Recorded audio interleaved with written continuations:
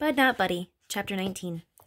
Man, ever since he heard me call my mama's name, Hermione Calloway had locked himself up in his room and wouldn't come out. Mr. Jimmy and Miss Thomas made me sit at the kitchen table whilst they knocked on his door and tried to talk him into opening it up. But the way they kept saying Herman, soft at first, then louder and louder, it sounded like he wasn't talking back. After the longest while, they decided to let the big baby have his own way and come back downstairs. They sat at the kitchen table with me. Miss Thomas looked at me and said, My, Mr. Jimmy said. Now look here, Bud. He wiped his hand over his face. You sure your mama's name was Angela Janet? I said, Yes, sir. And the two of you both have the same last name? Her last name was Caldwell, too? She never said nothing about being no Calloway? I spelt it out for him. No, sir. Her name was Caldwell. Caldwell. It seemed like he finally believed me. He said, Okay. I hope you don't mind me asking, Bud, but it's pretty important that we know. How'd your mama pass? And how long ago was it? Pass was just like gone. It was another one of those words grown folks use instead of dead. I said, I was 6 years old when it happened, sir. I don't know why. She was too sick to go to work for 6 days in a row, and then one morning I went into her room and she was dead. But she didn't suffer or nothing. It happened real quick. She didn't even have time to close her eyes. She didn't look like it hurt or nothing. Miss Thomas reached across the table and touched my arm. She said, I'm sure it didn't, Bud. I'm sure it was very peaceful for her. Mr. Jimmy said, When she was living, Bud, God rest her soul, what'd your mama look like? This was another strange question, but before I could answer, Miss Thomas said, James, what are you insinuating? I knew there was something familiar about this boy. I don't know how I missed it before, but look at Bud's eyes. You have to ask if this is Herman's grandchild. Mr. Jimmy said, Now, hold on, Grace. I'm just trying to ask the questions. I know Herman asked if he could. Ain't a thing wrong with being certain before we jump to any conclusions. Now, what'd she look like, son? I said, She was real pretty, sir. Mr. Jimmy said, I bet she was, Bud, but that ain't what I meant. Was she short or tall? Was she slim or big-boned? I said, I don't know, sir. She was real pretty and real tall and kind of skinny like me, I guess. Miss Thomas said, James, Bud was 6 years old. Everyone on earth was real tall to him. I don't see the point in all this. I said, Pardon me, ma'am. I know how I can show you what she looks like. I got her picture. They just stared at me. I said, Can I be excused? Miss Thomas said, Yes, son, hurry up and go get that picture. I busted up the stairs, but stopped, like I hit a brick wall. I remembered how mad and crazy Hermione Calloway looked when he yelled at me. I tiptoed up the rest of the steps. Uh-oh. Hermione Calloway's door was opened up a crack. I held my breath and tiptoed extra quiet and extra fast right into the little dead girl's room, and as soon as I did, whoop, zoop, sloop, my heart jumped down into my stomach. Hermione Calloway was sitting on the little chair in front of the little mirror on the dressing table. His elbows were on the table, and his face was covered by his hands. It sounded like he was having trouble breathing, 'cause every time he sucked in a bunch of air, he made a sound like "muh," and every time he blew out, he made a sound like "huh." I didn't know what to do. I could tell Mr. C didn't know I was in the room with him, so I could probably just backward tiptoe and get out of there without anything happening. I rose up on my toes, took 2 baby steps back, and stopped. Shucks, I'd come up here to show Miss Thomas and Mr. Jimmy what my mama looked like. There wasn't nothing wrong with that. I wasn't doing nothing that I meant I had to sneak out of this room on my tiptoes going backwards. I sucked in a mouthful of air and walked over to my bed. I picked up my sax case and set it on top of the bed.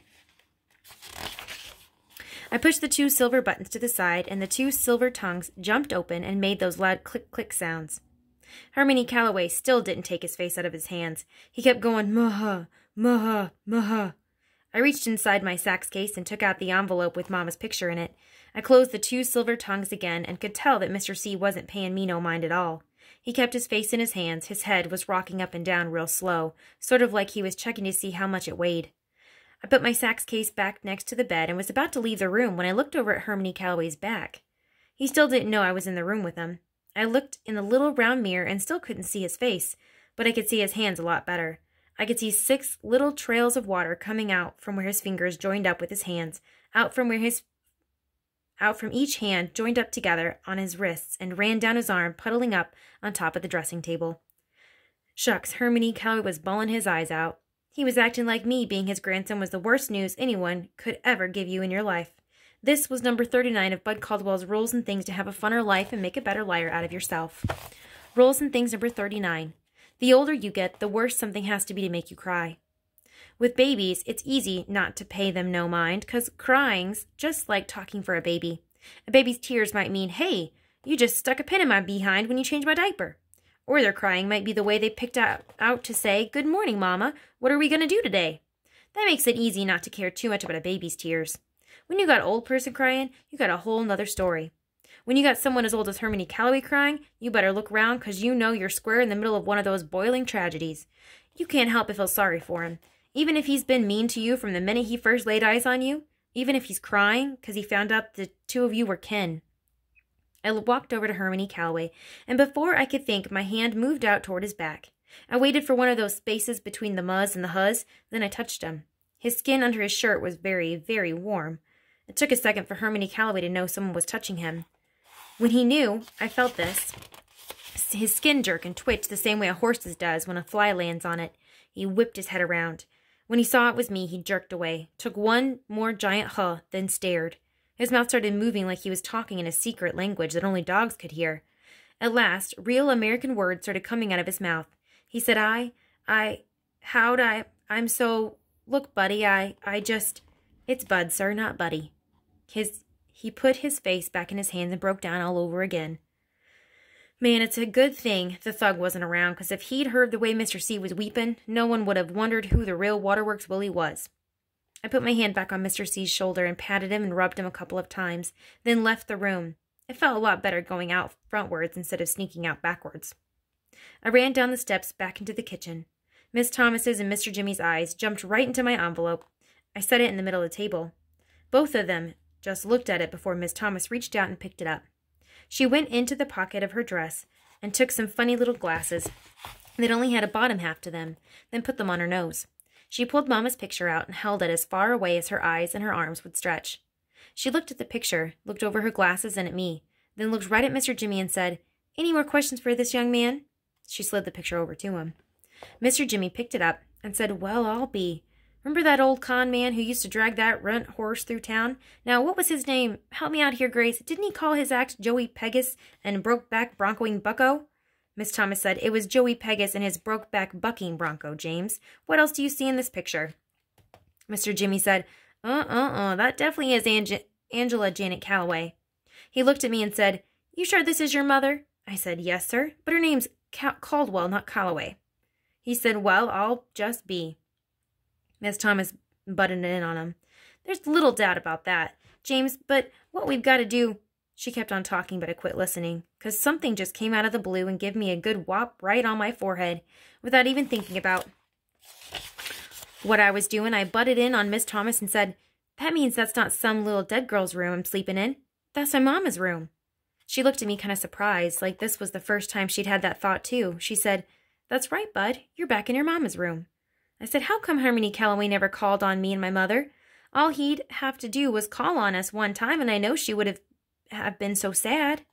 Miss Thomas and Mr. Jimmy took turns shooting quick looks at each other. Then she said, "Bud, give me your hand." Uh-oh. Pretty soon I'd have to come up with the rules and things about when Miss Thomas holds your hands. She stretched her arm across the table, and I held on to her fingers. "Bud," she said, "Mr. C, excuse me, your granddad, didn't know anything about you. No one knew where your mother had gone." Mr. Jimmy said, "That's right, son. She just up and run off one day. I mean, we all knew Herman was hard on her, but it wasn't like it was nothing personal. He was hard on everybody. I used to tell him all the time to slack off some on the girl, to go easy. But I can remember his exact words. He said, 'Easy go, don't make the mare run.' This is a hard world, especially for a Negro woman. There's 100 million folks out there of every shade and hue, both male and female, who are just dying to be harder on her than I ever could be. She's got to be ready. Shoot, I could see that the girl wasn't the type to—" Miss Thomas said, "James, why don't you go up and check on Herman?" She said, "Why don't you—" But it wasn't a question. Mr. Jimmy said, maybe I should," and left the kitchen. Miss Thomas told me, "Bud, I know you can see your granddad has troubles getting along with most folks, right?" "Yes, ma'am." "I think it's because he expects so much out of everybody, himself included. And when you set your standards so high, you get let down a lot." I shook my head up and down, acting like I understood. She said, "Now, take your mother, for instance. He was so proud of that young woman, and he loved her very, very much. He was determined that she was going to be the first Calloway to get schooling all the way through college, so he thought he had to be strict on her. But he went overboard, Bud. Simple as that. He used to crow about how his mother and father had been born slaves, and how now it was only 2 generations later and the Calloways had come so far and worked so hard that one of them was actually going to be a teacher. It was his dream, not hers. Not yet, anyway, and he never gave her time to pick it up for herself. The more he pushed her, the more she fought him. Finally, it got to be too much, and she left. We think she ran off with one of Herman's drummers. We've been hoping for 11 years that she'd send word or come home, and she finally has. Looks to me like she set up the best word we've had in years. Miss Thomas smiled at me, and I knew she was trying to say I was the word that my mama had sent to them. She said, "Wait here for 1 second, Precious. I've got to go to my room for something." Miss Thomas was probably saying that as an excuse, so she could blow her nose and cry, but she came back in a flash. She was holding an iron picture frame and handed it to me. "This has been on my dressing table for 13 years, Bud, ever since your mother was 16 years old. Now it belongs to you." I wanted to say thank you, but I just stared at the picture in the heavy iron frame. It was Mama. The picture only showed her head. All around the edges it was smoky or foggy, so that it looked like Mama had poked her head out of a cloud. And Mama was smiling, the same soft smile she'd give me when she got home from work. It'd been so long since I'd seen Mama smile I wanted to laugh and cry at the same time. Miss Thomas said, "Let me show you something, Bud." She took the frame out of my hands and said, "Watch this." She moved the picture up and down, right and left, then around in circles. "Do you see how her eyes are on you all the time? No matter which way you look at the picture she's watching?" It seemed like Mama was looking direct at me no matter where Miss Thomas put the picture. "I can keep this?" "I feel like I've been holding on to it until the rightful owner came along, and it looks to me like he's finally shown up. What took you so long, child?" Miss Thomas patted me underneath my chin. She said, Bud, we've got a problem. I'm going to need your help with." Uh-oh. "You said you were 6 years old when your mother died?" "Yes, ma'am." "Okay, so that was 4 years ago." "Yes, ma'am." "You can remember how bad you felt when you first knew she was gone, can't you?" "Yes, ma'am," because it still feels the same. "Well, you've had 4 years to try and heal that scar, but it still hurts some of the time, doesn't it?" "Sometimes a lot." "I know, Bud, but remember your grandfather and I just found out that she passed. The hurt is brand new for us." Miss Thomas started swallowing. "And even though he hasn't seen her in 11 years, I know there isn't a day that goes by that he doesn't think about her. He'd never admit it, but there isn't one show that we give that he doesn't first look out into the audience, not to see how big the crowd is, but hoping that she'll be out there, hoping that she'd have seen a flyer tacked to a telephone pole somewhere and would stop by to see him. He loved her so much, Bud. Sorry, sweetheart." She took the hand she wasn't squeezing my fingers with and took out a handkerchief and blew her nose. "Those stones that he picks up everywhere he performs are for her. She must have been 4 or 5 years old. The band was getting ready to travel to Chicago for a week, and before we left, he asked her what she wanted him to bring back for her. He was thinking a doll or a dress or something, but she told him, 'A walk, Daddy. Bring me back a walk from Chicago.' So everywhere we went after that, he'd have to give her a walk. He'd write the city and the day we were there on them for her. He's got boxes of them upstairs, 11 years worth. So, Bud, I don't know how Herman is going to be feeling after this. That's where I need your help. You gotta remember that both Herman and I love your mother just as much as you do." This didn't seem like it could be true. Not just because it didn't seem like anyone could love my mother as much as I do, but because it didn't seem like Hermione Calloway could love anyone at all. Miss Thomas said, "So if you can remember, Bud, be patient with him. The ornery old man upstairs is very, very hurt right now, and I just can't say where he's going to land after this news gets through blowing him around." Miss Thomas was starting to do that stingy-eyed blinking. "So we're going to have to give him some time. We're going to have to let him find out how he feels before—" Mr. Jimmy came into the kitchen. "Grace," he said, "he wants you." Hermione Calloway was making everybody feel like they had the blues. It looked like Mr. Jimmy just wiped some tears from his eyes, too. Miss Thomas came around to my side of the table and gave me a hug. She said, "You okay?" I said, "Yes, ma'am." She said, "Should I go see how he's doing?" "Yes, ma'am." She left the kitchen and Mr. Jimmy went into the living room. I picked Mama's picture up and put it back in the envelope. Mr. C chose a good name for his house, 'cause not a second went by before the back door came open and the dusky devastators of the Depression walked in, talking like it was going out of style. As soon as they saw me, they all got quiet. Doodoo-Bug said, "Hey, Sleepy LeBone, where's everyone at?" I didn't want to embarrass everyone by saying that all the grown folks were sitting all over the house sobbing their eyes out, so I said, "They're around." I remembered not to call the band sir. Steady said, "Well, it's you we wanted anyway." He put an old cardboard suitcase on the table and said, "I told the old fellas how hard you've been hitting that recorder and how proud I was of you, so we put a couple of nickels together." He acted like he was yelling into the other room. And Lord knows on the peanuts we get, it was a real sacrifice. He slapped some skin with Dirty Deed, then started talking regular again. Anyway, the thug saw something at the pawn shop and we picked it up for you. Can I open it? The thug said, well, if you don't, I don't know who will. Eddie slid the cardboard suitcase over to in front of me.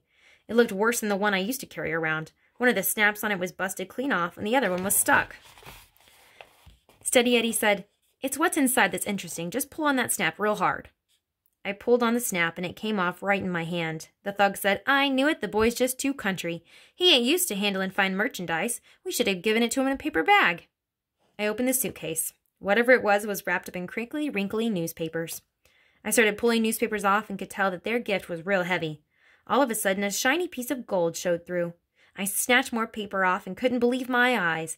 The dusky devastators of the Depression had put their money together and had bought me a baby-size horn like Steady Eddie's saxophone.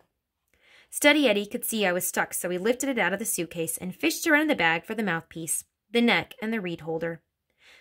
He sucked the reed for a minute, put the horn together, then played it. Man, my horn sounded great. Eddie said, it's an alto, bud. There's a little rust in some of the seams, but that's to be expected with a horn this old. It's still got a good tone to it. This dent didn't throw her off too much. He showed me a big dent on the bottom part of the saxophone. I repatted, refelted, and resprung it. The rest is up to you. He reached in his pocket and took out a can that said Brasso on the side. Get you a rag and shine her up. A man should polish his own horn. I looked at my bandmates and said, thank you very much. I'll practice on this so much, and I'll be just as good as you guys are in about 3 weeks. Doodlebug said, ooh, now that's cold. I said, really, I will. The band laughed. So did I. Eddie said, well, Mr. LeBone, I'll tell you what. Since you're so hot to get in this band, I'd better get you started on your lessons right away. He pulled a big silver watch that was tied up to a long chain out of his pocket and said, I'm going by Tyler's for a while now, and I'll be back around 7. If you got your axe polished up by then, I'll bring some sheet music along and we can get started. Sound good? His toothpick jumped with each word. Sounds great, Steady. Eddie took the strap off his neck and handed it to me. I put it on, and Eddie handed me my saxophone for the very first time. It was a perfect weight. I said, can I be excused? Dirty Deed said, what, you ain't gonna blow us some notes? We want to hear what you got, Mr. 3 weeks from now. I said, I'll let you hear me in 3 weeks when we're all on the stage together. They laughed again, and the thug said, I'm gonna let you in on something, Sleepy LeBone. There's certain members of this band that you will be out playing in 3 weeks, but it's gonna take you a whole lot longer to top me. On the real tip, it's gonna take you at least 10 years before you'll be able to even hold my drumsticks. Steady Eddie said, yeah, and that's about 9 years and 10 months longer than you'll be with the band, Thug. The thug said, oh, man, you ain't gonna start that up again. You gotta let me know what you heard? I said, can I be excused? Eddie said, go head on, Sleepy LeBone, I'll be back. I told my bandmates, thank you again. Thank you very much. The thug said, nothing to it, little man. Dirty Deed said, now don't let the horn whip you, son. Doodoo-Bug said, our pleasure, Sleepy. Steady Eddie said, man, get out of here. I picked up both of Mama's pictures, my horn and the can of Brasso, and ran up the stairs. When I got upstairs, I saw that Hermione Calloway's door was still open a crack. Miss Thomas's door was closed now, and I could hear the two of them in her room talking real soft to each other. I could have stood outside the door and listened if I wanted to, but that would have been rude. Besides, I didn't know for sure how long it would take me to polish up my new horn. I went into my mother's room and put my sax on the bed that Mama used to sleep in when she was a little girl. I put her smiling picture on the dressing table, then reached under her bed and pulled my sax case out again. I snapped the 2 silver snaps and started taking out all my things. I took my old blanket out and remade my bed with it. I wasn't going to need to carry it around with me anymore. I opened the tobacco pouch and took out the rock that said Flint on it and set it on the bed. I took the pouch and the flyers and walked down the hall to Hermione Calloway's room. Even though I could still hear him and Miss Thomas talking and boo-hooing in her room, I knocked on his door anyway. When no one answered, I opened it. He had one of those dressing tables with a mirror stuck on the back of it, too. So I walked real quick over to it and set the flyers and the bag of 4 rocks down. I got out of his room as fast as I could. Whew!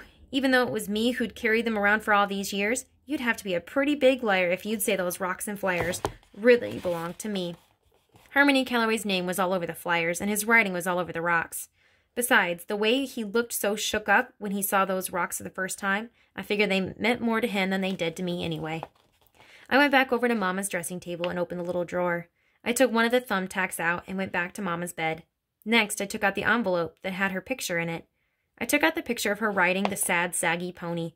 I still couldn't see what she was so unhappy about. The Miss Begotten Moon Park looked like somewhere you could have a lot of fun. I poked the thumbtack into the top of Mama's picture and walked to the wall that she'd stuck all the pictures of the horses on.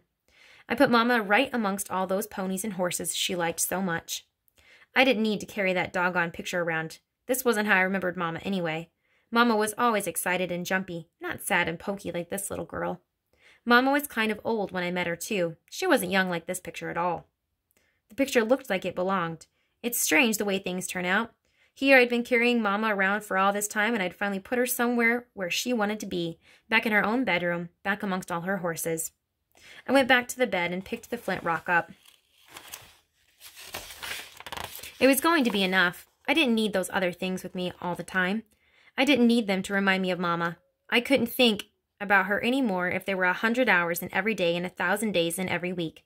I couldn't think of my Mama any better than I already do. All I have to do is remember her hand on my forehead when she'd ask me something like, "Baby, are you sick? Have you got a temperature?" All I have to do is remember Mama letting me dry the dishes after she washed them. How she used to say no one in the world could dry a plate the way I could. All I have to do is take 2 or 3 deep breaths and think of all the books she'd read to me at night, and remember that no matter how long it took, she'd read until I went to sleep. Deeza Malone was right. I was carrying Mama inside me, and there wasn't anyone or anything that could take away from that or add to it either. The one rock from Flint would be enough. I set it in my sax case. I picked up my saxophone. It was the most beautiful thing I'd ever seen. I wet the reed the same way I'd seen Steady Eddie do, then clamped it onto the mouthpiece. I closed my eyes and counted to 10. If after I got to 10, I blew the horn and it sounded pretty good, I knew I'd be playing along with the Dusky Devastators of the Depression in a week or 2.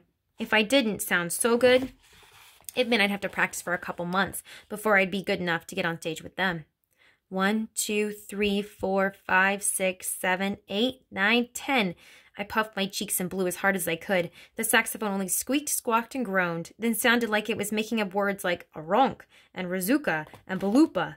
Shucks, maybe I didn't puff my cheeks out right. Maybe I was blown too hard. I counted again. 1, 2, 3, 4, 5, 6, 7, 8, 9, 10. This time the horn only squeaked, squawked, and groaned. It didn't sound like it was trying to make up any words. It sounded great. It wasn't perfect, like when Steady blew it, but I could tell that one day it was going to be. Something told me I could learn how to play this. Something told me that those sounds were more than just bad notes.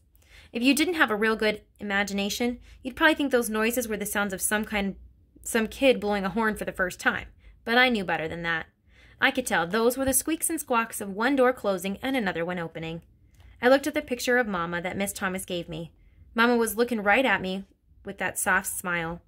I know it's stupid to smile back at a picture, but I couldn't help myself. I know it's even stupider to talk to a picture, especially when it hadn't said anything to start a conversation. But I had to say, "Here we go again, Mama, only this time, I can't wait." I closed my eyes and began practicing. Shucks, as good as things were going for me now, I bet you dollars to donuts that Steady Eddie was going to get here early. The end.